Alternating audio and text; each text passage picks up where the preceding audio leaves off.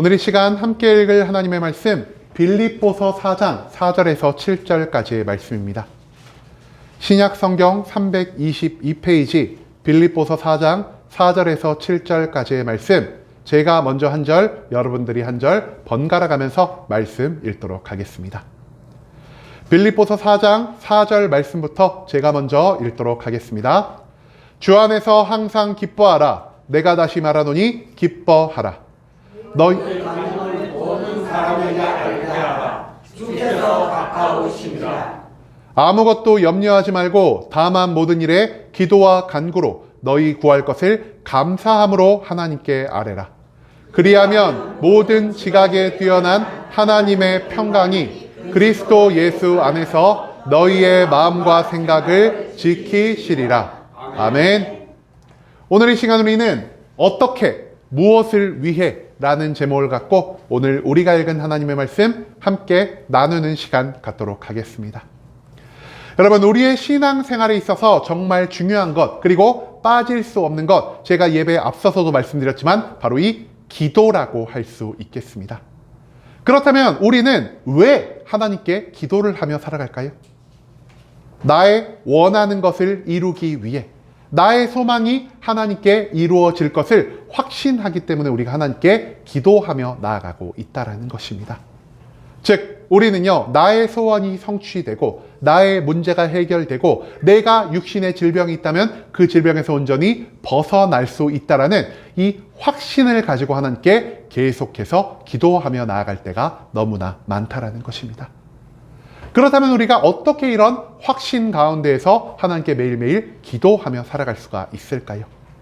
아마도요, 몇몇 성도님들은 오늘 본문 말씀에 나온 이 6절을 통해서 이 기도에 대한 확신을 얻으며 살아가는 것 같습니다.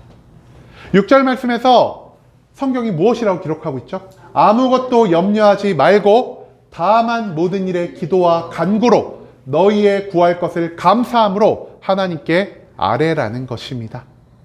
여러분, 이 말씀 참 재밌지 않습니까? 모든 일에 기도와 간구로 구할 것을 감사함으로 하나님께 아뢰라라고 합니다. 이 말을 들으면 어떤 생각이 가장 먼저 들까요? 왜 하나님이 아뢰라고 하지? 우리가 기도한 거 다 들어주시려고 하니까 아뢰라는 거 아니야? 우리의 기도 들어주지 않을 거면은 굳이 아뢰라라고 말할 필요가 없으시지 않을까라는 이러한 생각을 우리가 충분히 할 수가 있다라는 것입니다. 그런데 여러분, 우리는요, 이 말씀 속에 담긴 뜻이 정확히 무엇인지를 알아볼 생각은 하지 않고요, 단순히 문자 그대로만 이 말씀을 해석하면서 내가 기도하는 모든 것을 하나님이 들어주실 거야 라고 생각을 하고요, 그 상황 가운데서 하나님이 나의 기도를 들어주지 않으시면은 내가 또 상처를 받고 시험을 받아서 하나님을 떠나 세상으로 돌아가는 일도 종종 발생하고 있다는 것을 우리가 한번 생각해 봤으면 좋겠습니다. 그렇다면은 과연 이 빌립보서의 말씀은 어떤 의미를 담고 있으며 우리는 이 빌립보서의 말씀을 통해 어떻게 기도를 해야만 하는지를 우리가 오늘 이 말씀을 통해서 함께 알아갈 수 있는 시간 될 수 있기를 소망하겠습니다.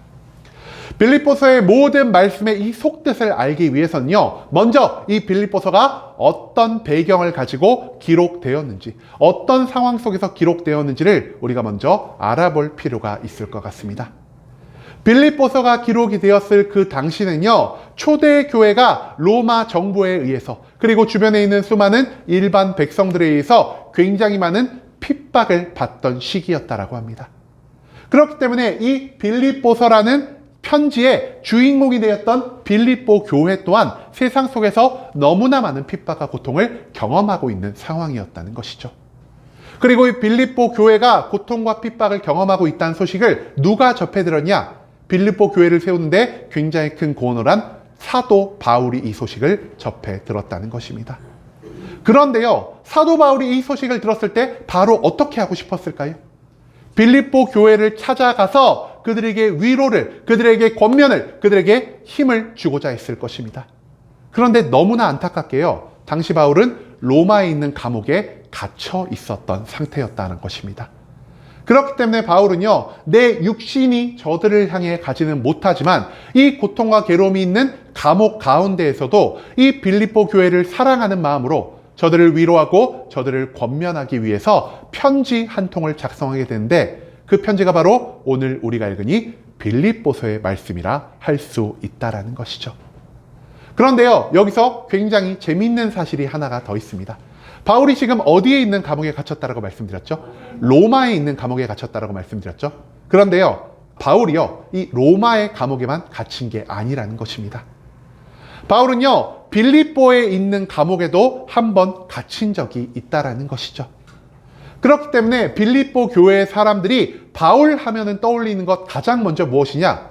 바울은 감옥에 자주 갇히는 사람이구나. 바울은 감옥에서 많은 핍박과 고난을 받는 사람이구나라는 것을 가장 먼저 떠올릴 수밖에 없었다라는 것입니다. 그런데 감옥에 갇히는 것 어떤 일입니까? 여러분, 우리가 감옥에 갇혔다라고 생각을 해봅시다.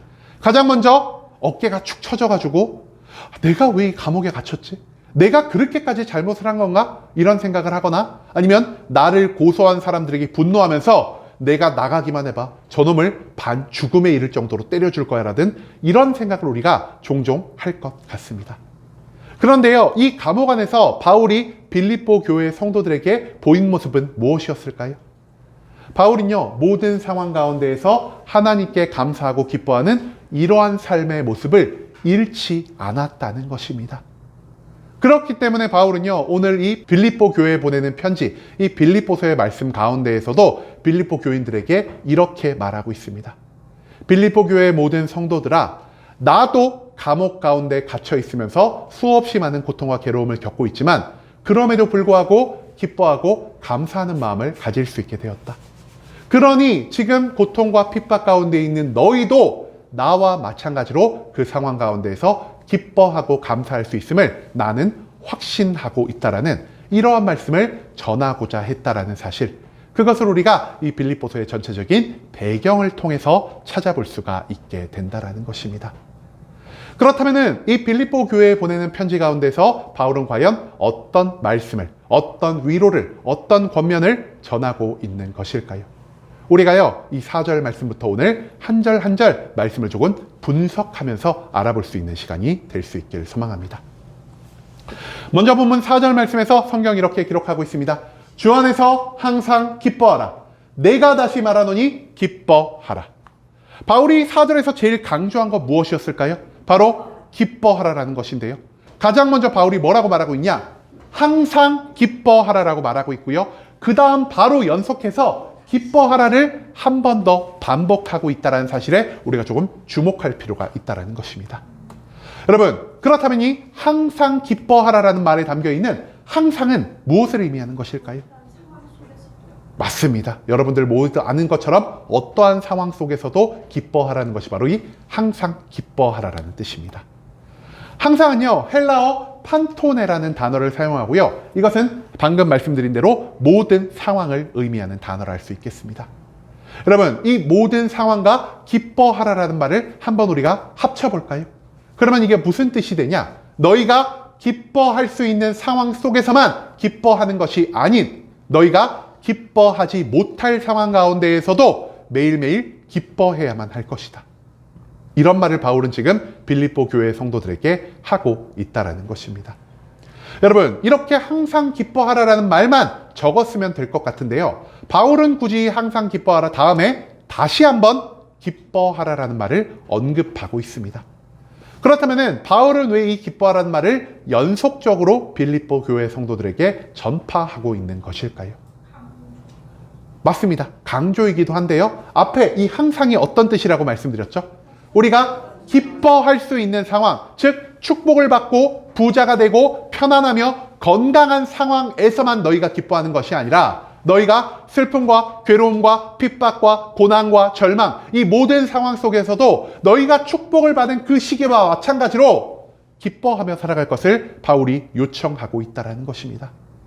한마디로 바울은요, 이 두 번의 기뻐하라라는 말을 통해서 너희가 기쁠 때에 기뻐하는 것은 온전히 이루었지만 아직까지 너희가 슬픔과 괴로움과 고통의 상황, 기뻐하지 못할 때 기뻐하는 것은 아직까지 이루지 못했다라는 사실을 가르쳐 주고자 했다라는 것이죠. 그런데요, 앞서 우리가 빌립보서 이 배경 말씀을 찾아보면서 바울이 빌립보 교회 성도들에게 어떤 모습을 보였다라고 말씀드렸죠?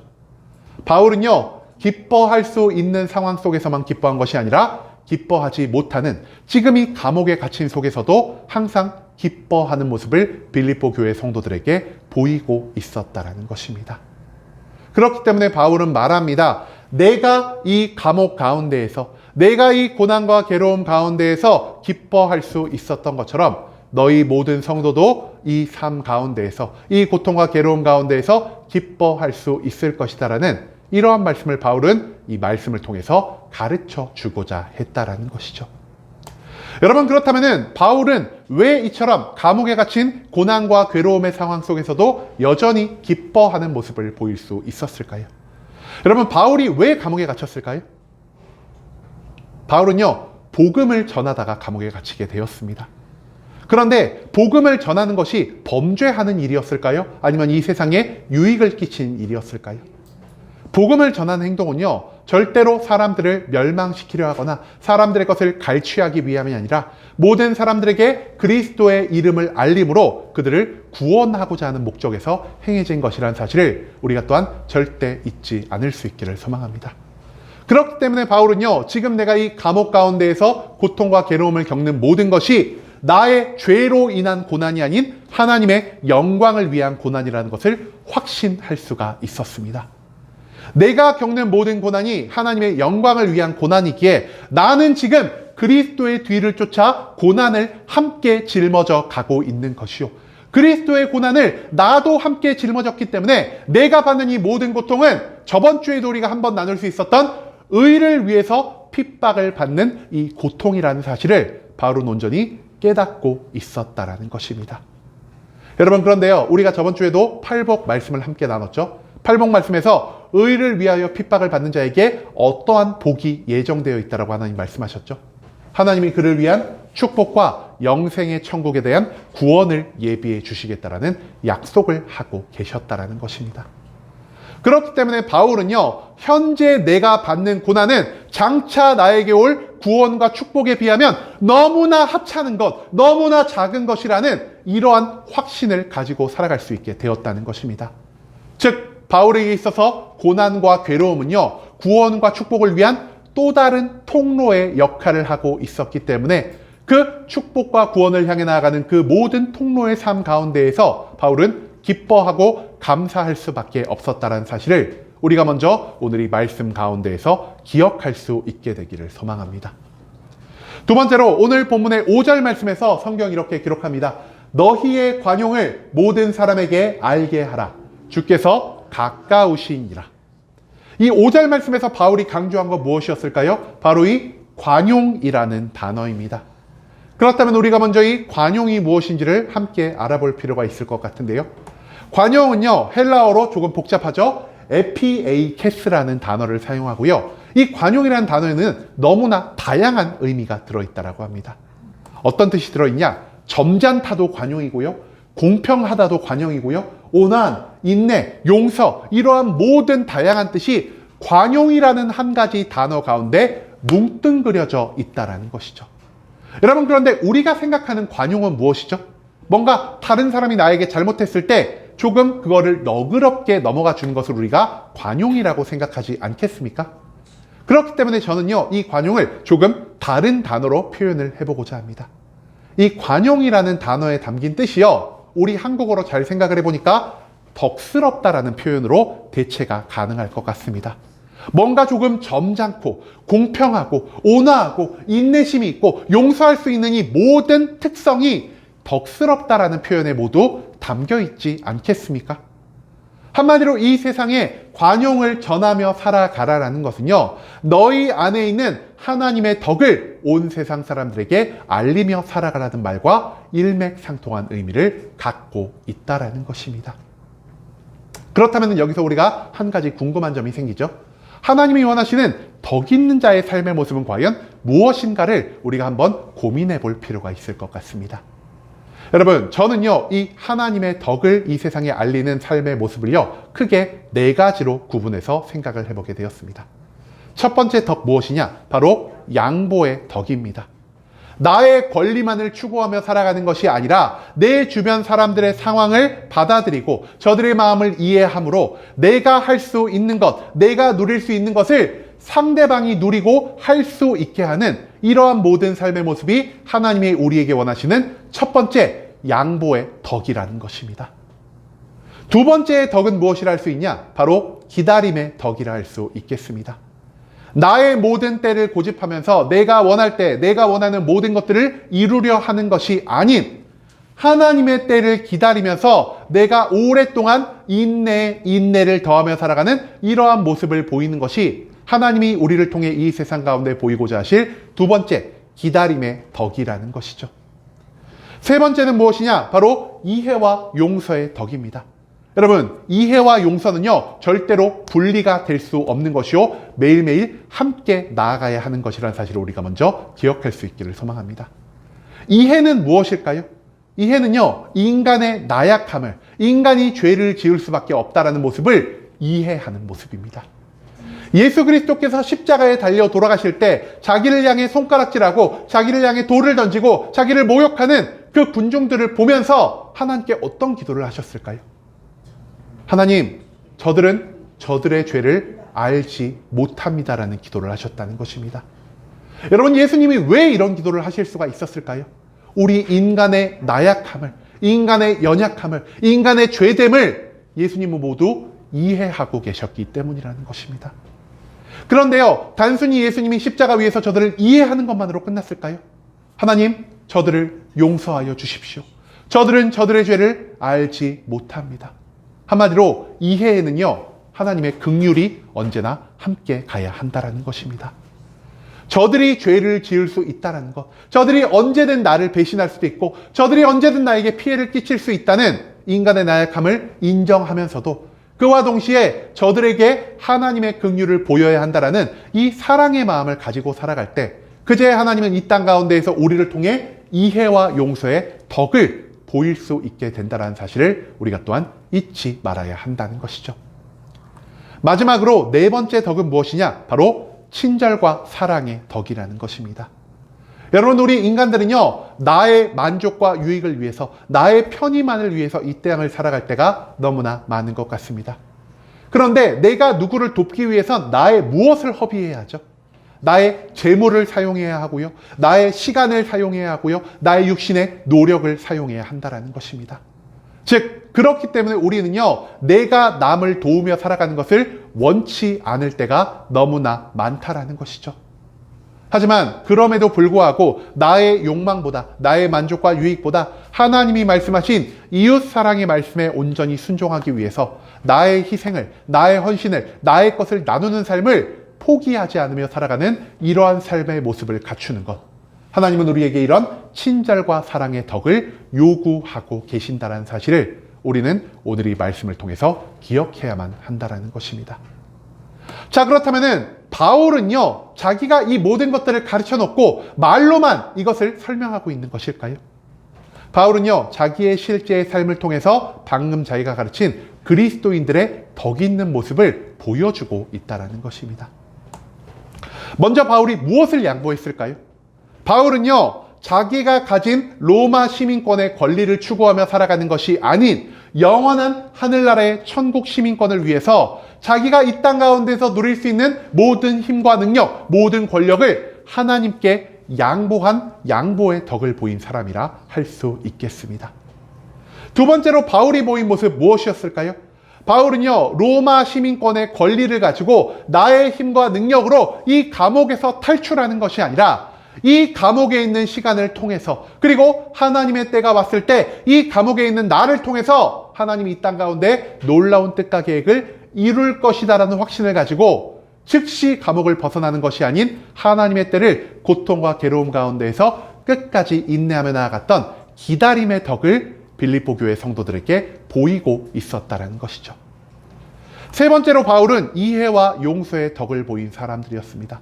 까닭 없는 이유로 바울을 돌로 치고 까닭 없는 이유로 바울을 고소해 감옥에 갇히게 한 그 모든 사람들을 미워하고 증오하는 것이 아니라 저들이 예수 그리스도를 모르기 때문에, 저들이 아직 예수 그리스도의 은혜를 온전히 경험하지 못했기 때문에 이러한 악행을 악이라고 생각하지 않고 저지르며 살아가는구나라는 것을 바울은 모두 이해하고 받아들이며 저들을 용서하기 위해 매일매일 감옥 가운데에서도 기도함으로 나아가는 이러한 모습을 보였다는 것.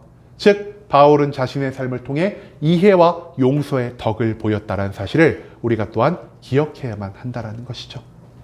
마지막으로 바울이 보인 덕은 무엇입니까? 바로 친절과 사랑의 덕이라는 것입니다. 바울이 빌립보 교회에 편지를 쓸 당시 바울이 지금 어떤 상황 가운데 있었다라고요? 로마에 있는 감옥에 갇혀 있는 상황이었다는 것입니다. 여러분, 감옥에 갇혀 있다가 내가 조금 쉴 수 있는 틈이 생겼을 때 우리는 무엇을 하려 할까요? 바닥에 누워서 쉬거나 아니면은 내가 공상으로 마음껏 행복한 상상을 하거나 이런 식으로 나의 만족과 나의 유익만을 위해 이 시간을 사용했어도 그 누구도 바울을 손가락질하지 않았을 것입니다. 그럼에도 바울은요, 그 짧은 쉴 수 있는 시간, 나에게 허락된 그 짧은 자유의 시간 가운데 무엇을 선택하였죠? 빌립보 교회의 성도들을 위로하고 권면하기 위해 자신의 시간을 희생하고 헌신함을 통해 편지를 쓰고 편지를 보냈다라는 사실을 우리가 기억할 필요가 있다라는 것이죠. 한마디로 바울은요, 빌립보 교회에 있는 모든 성도들에게 단순히 말씀만을 가지고 그리스도의 덕을 가지고 살아가라고 한 것이 아닌 자신의 삶을 통해 하나님의 덕을 보이며 살아가는 자가 어떠한 모습을 가지고 있어야 할지를 빌립보 교회의 모든 성도들에게, 그리고 이 자리에서 이 말씀을 읽는 우리 모두들에게 가르쳐 주고 있다라는 사실, 그것을 우리가 또한 오늘 말씀을 통해서 배울 수 있게 되기를 소망하겠습니다. 그 다음 이어진 6절 말씀에서 성경이 이렇게 기록하고 있습니다. 아무것도 염려하지 말고 다만 모든 일에 기도와 간구로 너희 구할 것을 감사함으로 하나님께 아뢰라 라고 말입니다. 여기서 우리는 중요한 키워드 2개를 발견할 수 있습니다. 첫 번째, 염려하지 말아라라는 것이고요. 두 번째, 너희가 기도와 간구로 모든 구할 것을 구하라라는 것입니다. 그렇다면 바울은 왜 빌립보 교회 성도들에게 염려하지 말라라는 말을 하고 있는 것일까요? 맞습니다. 지금 빌립보 교인들이 염려하고 있기 때문입니다. 그들이요, 왜 염려하고 있을까요? 그들은요, 크게 2가지 이유로 인해서 염려하고 있습니다. 첫 번째, 그들은요, 이 빌립보 교회를 세운 바울이요, 감옥에서 건강을 해치지 않을지, 감옥에 갇혀 있다가 죽음을 맞이하지 않을지에 대한 이 바울에 대한 염려를 끊임없이 하고 있었다는 것이고요. 두 번째로는 빌립보 교회를 향해 다가오는 세상의 핍박과 고통으로 인해서 저들이 염려하지 않을 수가 없었다라는 것입니다. 그런데 이 모든 염려를요, 바울은 이미 알고 있었기 때문에 빌립보 교회에 보내는 편지 가운데에서 빌립보 교회 성도들에게 이렇게 말하고 있습니다. 너희가 절대 모든 일에 염려하지 말아라 라고 말이죠. 여러분, 바울은요, 왜 저들에게 염려하지 말고 살아갈 것을 요청하고 있는 것일까요? 바울이요, 그리스도의 말씀을 여전히 기억하고 있기 때문입니다. 마태복음 6장 27절 말씀에서 예수님이 우리에게 어떤 말씀을 하고 계십니까? 너희 중에 누가 염려함으로 그 키를 한 자라도 더할 수 있겠느냐라 말씀하고 계신다는 것입니다. 여러분, 염려라는 것은요, 내가 통제할 수 없는 것들에 대한 걱정이라 할 수 있겠습니다. 한마디로 나의 힘으로, 나의 지혜로, 나의 노력으로 해결할 수 없는 문제에 관해서만 우리가 염려하며 살아갈 수 있게 된다라는 것이죠. 그렇기 때문에 우리의 염려는요, 이 세상 가운데에서 아무것도 변화시키지 못하고요, 우리의 염려는 이 세상 가운데에서 아무 좋은 것을 만들어 낼 수가 없다라는 것입니다. 그렇기 때문에 예수님은요, 우리가 아무런 좋은 것을 만들어내지 못하고 우리의 문제를 해결하지도 못할 것을 염려하는 것이 아니라 너희들의 모든 염려를 누구에게 맡기라는 말씀을 하고 계시나요? 너희의 모든 염려를 이 세상에서 모든 것들을 행할 수 있으시고 모든 것들을 이룰 수 있으신 하나님께 맡겨드리라는 말씀을 하고 계신다는 것입니다. 그렇기 때문에 바울도요, 이 염려 가운데 있는 빌립보 교회 성도들에게 이렇게 말하고 있습니다. 너희의 염려할 것을 스스로 감당하지 말고 모든 것을 하나님께 맡겨드려라 라고 말입니다. 이렇게 마지막으로 염려하지 말라라는 말까지 하고 난 다음 바울은 그들에게 무엇을 말하고 있죠? 바로 기도와 간구에 대해서 말을 하고 있다는 것입니다. 여러분, 그런데 우리가 생각하기에 이 기도와 간구가 거의 비슷한 의미로 느껴지지 않으십니까? 그럼에도 불구하고 왜 바울은 이 기도를, 이 간구를 따로따로 표현하고 있는지를 우리가 함께 생각해 볼 필요가 있을 것 같습니다. 먼저 기도라는 것은요, 헬라어 프로슈케라는 단어를 사용하고요. 이 뜻은 무엇만을 바라보다, 무엇의 뜻을 구하다라는 의미를 갖고 있는 단어를 할 수 있겠습니다. 그렇기 때문에 하나님께 기도하다라고 하면 이 기도가 어떤 뜻이 되죠? 우리가 하나님만을 바라보다, 하나님의 뜻을 구하다라는 의미를 갖게 된다는 것입니다. 그렇다면 간구는 어떤 뜻을 갖고 있다라 할 수 있을까요? 간구는요, 헬라어 데세이로요, 응답을 향한 지극한 간절함이라는 뜻을 가지고 있다는 것입니다. 그런데 여러분, 우리가 일반적으로 생각하는 기도는 어떤 의미를 가지고 있습니까?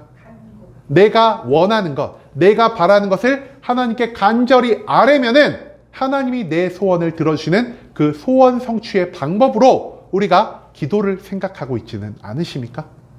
하지만 바울은요, 기도와 간구의 의미가 우리의 만족과 우리의 유익을 위해서 하나님께 올려드리는 것이 아니라는 것을 이 기도와 간구의 두 단어를 통해 알려주고 있다는 것입니다. 기도와 간구는 무엇이냐? 하나님의 뜻을 간절히 구하며 하나님만을 바라보며 나아가는 것이 바로 우리에게 있어서 참된 기도와 간구가 되어야 한다는 사실, 그것을 오늘 본문 말씀에서 바울은 강조하고 있다는 것입니다. 한마디로 모든 상황 속에서 나의 만족과 유익이 나의 삶의 최우선이 되는 것이 아니라 이 기도와 간구를 통해 하나님의 사명을 따라가는, 하나님의 뜻과 계획대로 나의 삶을 나아가는, 이 하나님의 사명을 최우선으로 살아가는 삶을 살아가기 위해 우리에게 요구되는 것이 바로 기도와 간구다라는 사실을 우리는 오늘 본문 말씀을 통해서 기억해야만 한다는 것이죠. 그리고 마지막 7절에서 빌립보서 말씀 이렇게 기록하고 있습니다. 그리하면 모든 지각이 뛰어난 하나님의 평강이 그리스도 예수 안에서 너희의 마음과 너희의 생각을 지키시리라 라고 말입니다. 이 말씀 가운데서 바울이 가장 강조한 건 무엇이었냐? 바로 평강이라는 것입니다. 여러분, 기도의 목적은 바로 이 평강이 되어야만 한다는 것입니다. 여러분, 그렇다면 이 평강은 어떻게 해야만 얻을 수 있는 것일까요? 수많은 성경의 말씀 가운데서요, 우리에게 어떻게 하나님의 평강이 임재할 수 있냐고 가르치고 있냐? 여러분, 여기 오늘 성탄절 현수막을 걸었죠? 성탄절 현수막에 무엇이 써 있습니까? 보라, 처녀가 잉태하여 아들을 낳을 것이요 그의 이름을 임마누엘이라 하리라 하셨으니, 이를 번역한 즉 무엇이라고요? 하나님이 우리와 함께 계시다 함이라. 언제 평강이 발생하죠? 하나님이 우리와 함께 계실 때 발생하는 것이 평강이라는 것입니다. 여러분, 완전하고도 절대적인 평강은요, 우리가 하나님과 함께하며 하나님과 동행하며 살아갈 때만 발생할 수 있는 것입니다. 그리고요, 이 하나님이 주시는 평강은요, 세상이 절대로 우리에게 줄 수 없는 평강이요, 세상의 모든 것이 이 평강을 깨려 하여도 깨질 수가 없는 완벽하고도 완전한 평강이라는 사실을 우리가 또한 잊지 않을 수 있기를 소망합니다. 여러분, 그렇다면 하나님과 함께하며 하나님과 동행하는 삶은 과연 어떠한 삶을 의미하는 것일까요? 하나님의 생각이 나의 생각이 되고요, 하나님의 성품이 나의 성품이 되며 하나님의 뜻과 계획이 나의 삶의 방향성이 되는 경지에 올라갔을 때 그제 우리는 하나님과 매일매일 함께하는 삶을 살아간다라 할 수 있다는 것입니다. 그리고 우리가 이 모든 것을 통해 하나님과 완전히 하나가 되었을 때, 내가 하나님 안에, 하나님이 내 안에 거하셨을 때 우리의 가운데 무엇이 발생한다라고요? 삶의 모든 영역에서 넘쳐 흐르는 완벽하고도 완전한 하나님의 평강이 완성될 수가 있다는 것을 바울은 오늘 이 말씀을 통해 우리에게 강조하고 있다는 것입니다. 여러분, 그런데 바울이 마지막으로 무엇을 더 말하고 있냐? 그렇다면 우리의 이 평강이 어떻게 시작되고 어떻게 유지될 수 있다라고 말하고 있습니까?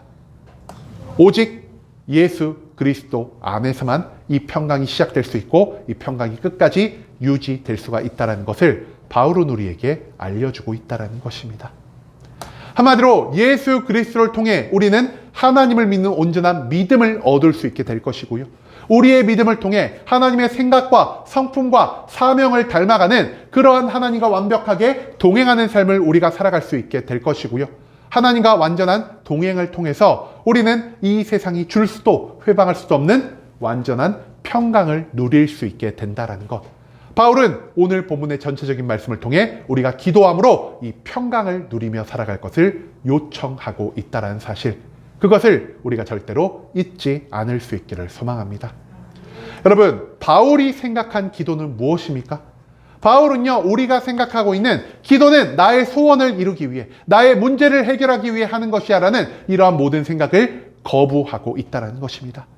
바울이 보기에 우리가 이제는 어린아이의 믿음을 탈피해 성인의 믿음으로 나아가고 있는 과정 가운데 있다면 우리가 이 기도의 의미를 온전히 되새길 필요가 있다는 것을 오늘 이 말씀을 통해 빌립보 교회 성도들에게 그리고 우리들에게 가르쳐주고 있다는 사실을 우리는 오늘 이 말씀을 통해서 찾아볼 수가 있게 되었다는 것이죠. 그렇기 때문에 바울은 오늘 말씀을 통해 이렇게 말하고 있습니다. 우리가 다른 무엇보다 올바른 기도를 해야 한다라고 말이죠. 올바른 기도를 위해서 우리에게 필요한 것이 두 가지가 있습니다. 첫 번째, 우리가 어떻게 기도할 것인가. 두 번째, 우리가 무엇을 목적을 두고 기도할 것인가 하는 것입니다. 즉, 바울은요, 우리가 기도를 하기 위해 어떤 삶의 모습을 준비해야 하는지, 그리고 이 기도를 통해 우리가 진짜 추구해야 할 것은 무엇인지를 오늘 이 빌립보서의 말씀 가운데 꾹꾹 눌러서 담아 놓았다라는 것이죠. 여러분, 그렇다면 기도를 온전하게 준비하기 위해 우리에게 필요한 것 무엇입니까? 첫 번째로 바울은요, 우리가 모든 상황 속에서 기뻐하며 나아갈 것을 요구하고 있습니다. 특히 우리가 하나님의 뜻을 위해, 하나님의 영광을 위해 고통을 받고 있는 상황 가운데 있다면 오히려 이 고통이 우리의 삶 가운데에서 더 큰 축복과 구원으로 이어질 수 있음을 확신함으로 우리가 기뻐할 수 있는 상황에서만 기뻐하는 것이 아니라 기뻐하지 못할 상황에서도 하나님께 항상 감사함과 기뻐함을 가지고 나아가며 기도를 준비할 것, 이것을 바울은 우리에게 요구하고 있다는 것이죠. 두 번째로 바울이 우리에게 요구하는 것 무엇입니까? 우리가 하나님의 선한 성품인 관용, 즉 하나님의 덕을 세상에 알리며 살아가므로 너희의 기도를 준비하라라고 말하고 있다는 것입니다. 세상 속에서 우리가 칭송받을 수 있는 모든 사람이 우리의 양보를, 인내를, 용서를, 친절을 인정하는 모습을 우리가 온전히 갖추며 나아갈 때 그제야 바울은요, 우리가 이 세상 가운데에서 하나님의 덕을 드러낼 수 있는 기도를 준비할 자격을 갖추게 되었다는 것을 알려주고 있다는 것이죠. 세 번째로 기도를 위해 준비해야 하는 것 무엇입니까? 바로 염려하지 않는 것입니다. 내가 아무리 고민하고 내가 아무리 염려해봤자 나의 힘과 능력으로는, 나의 지혜로는 이 세상 가운데에서 단 하나도 온전히 이루거나 해결할 수 없음을 인정하고 모든 염려를 하나님께 맡겨드림으로 이젠 내가 모든 것에 염려함 없이 하나님께 나와 기도할 수 있어야만 우리의 기도가 온전한 기도가 될 수 있다는 사실을 바울은 우리에게 가르쳐주고 있다는 것이죠. 그리고 항상 기뻐하고 모든 상황 가운데 하나님의 덕을 보이며 염려함 없이 하나님 앞에 나아간 다음에야 우리가 할 수 있는 것 무엇이라고요? 바로 기도와 간구, 하나님만을 바라며 간절히 그 뜻을 구하며 나아가는 것, 이것을 바로 바울은 우리가 해야 할 온전한 기도의 모습이라 가르쳐주고 있다는 것입니다. 한마디로 기도는요, 나의 만족과 나의 유익을 위해서 하는 것이 아닌 하나님의 뜻과 계획을 이 땅 가운데 이뤄가기 위한 하나님의 사명을 위해서 해야 하는 것이 되어야 한다는 사실을 우리가 오늘 말씀을 통해서 배울 수 있게 된다는 것이죠. 즉, 기쁨을 통해서, 관용을 통해서, 염려함 없음을 통해서 우리가 하나님의 뜻을 구해가는 이 과정, 이 방법이 바울이 말하는 장성한 자로서, 믿음의 분량을 갖춘 자로서의 기도가 되어야 한다는 것을 우리가 잊지 않을 수 있기를 소망하겠습니다.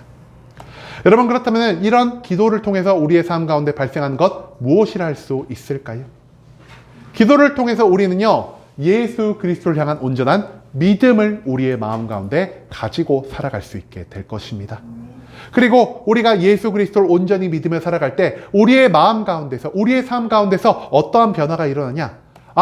나도 예수 그리스도와 같은 삶의 모습을 갖추어야겠다. 나도 그리스도의 뒤를 따라 하나님과 매일매일 동행하는 삶을 살아야겠다라는 이러한 마음이, 이러한 삶의 변화가 우리의 가운데에서 발생할 수 있게 된다는 것이죠. 그리고 우리가 그리스도의 뒤를 쫓아 하나님과 매일매일 함께하며 하나님과 동행하며 살아갈 때 우리의 삶 가운데서 궁극적으로 발생할 수 있는 것이 무엇이다라고 바울 말하고 있죠. 바로 하나님이 주시는 완전한 평강이 발생할 수 있다는 사실을 오늘 본문 말씀 우리에게 강조하고 있다는 것입니다. 여러분, 하나님의 평강이 삶의 전 영역에 충만하게 만들기 위해서 우리가 하는 것이 바로 이 기도가 되어야 한다는 것입니다.